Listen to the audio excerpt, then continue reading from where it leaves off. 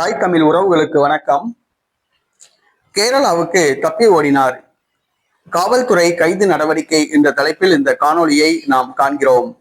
கேரளாவுக்கு தப்பி ஓடினார், காவல்துறை கைது நடவடிக்கை என்ற தலைப்பில் இந்த காணொளியை நாம் காண்கிறோம். கரூரில் நடிகர் விஜய் பிரச்சாரம் செய்த பொழுது மூச்சு திணறல் ஏற்பட்டு 41 பேர் மரணமடைந்துள்ளனர். இது சம்பந்தமாக காவல்துறை ஜாமீனில் வெளிவராதபடி 4 பிரிவுகளில் வழக்கு பதிவு செய்துள்ளது. தமிழக வெற்றி கழகத்தின் பொதுச் செயலாளர் புஷி ஆனந்த் மீது வழக்கு பதிவு செய்துள்ளது. அவர் முன்ஜாமீன் கேட்டு மனு தாக்கல் செய்துள்ளார். அவரை கைது செய்ய காவல்துறை தனிப்படை அமைத்து தேடி வருகிறது.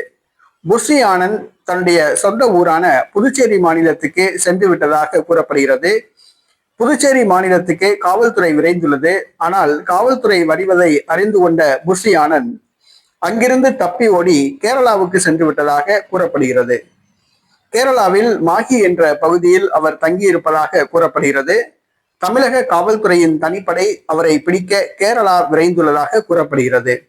புஷி ஆனந்த் காவல்துறை கைது நடவடிக்கை பயந்து தப்பி ஓடியுள்ளார். அரசியல் தலைவர்கள் இவ்வாறு தப்பி ஓடுவது நல்ல விஷயம் அல்ல. அனைத்து வழக்குகளையும் தைரியமாக எதிர்கொள்ள வேண்டும். அதுதான் அரசியலுக்கு அழகு. மக்களுக்கு உண்மை செய்பவர்கள் காவல்துறை கைது நடவடிக்கைக்கு பயப்படக்கூடாது, வழக்குகளுக்கு பயப்படக்கூடாது, அரசின் நெருக்கடிகளுக்கு பயப்படக்கூடாது.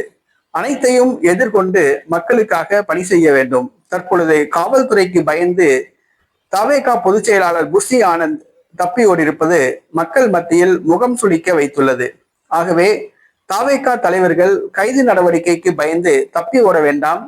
கைது நடவடிக்கைகளை தைரியமாக எதிர்கொள்ளவும், வழக்குகளை துணிவுடன் எதிர்கொள்ளவும்